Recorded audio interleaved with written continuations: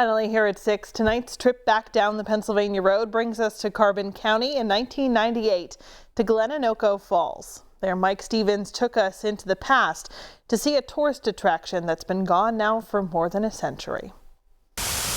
These are the falls at Glen Onoko in the Lehigh Gorge State Park as they exist today. The trail to them is rough, yet there are remnants of former glories. This place is much more than meets a modern eye. Jack Kaler, historian. This is when it was in its prime, 1883 through about 1890. In its prime, Glen Onoko was a breath of fresh air for city folks who flocked in to beat the summer heat. To oblige them, the Lehigh Valley Railroad built a new station in 1891. 4,500 people came on 2 trains in one day alone. There was already a hotel, a beauty, built in 1886. It was a 4-story hotel, 47 bedrooms, an 84-foot long bar room, and a great big hall. Wow. And you got $8 a week. And it cost $30,000 to build it.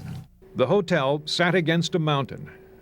To get to Glen Onoko, guests crossed a swaying suspension bridge on foot, then Lehigh Valley Railroad tracks. Right after you crossed the railroad tracks, you came up here. And this is where the picnic tables were. They had seesaws, merry-go-round. Then you walked up this way and you went back to the falls. The falls were quite the attraction, and the reason most came. The Spectre Cascade was one. Each was named all the way to the top.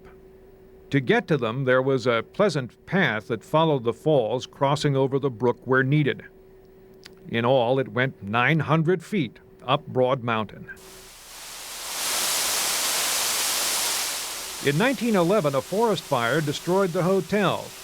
The railroad station went up in 1917, destroyed by a blaze that began when a stove in a waiting room upset. Neither was rebuilt. The paths that carried thousands each year to the scenic beauty of this place fell apart. Today, only a skeleton remains. The glory days of Glen Onoko, a bit of history about a time gone by. I'm Mike Stevens, News Watch 16 on the Pennsylvania Road in Carbon County.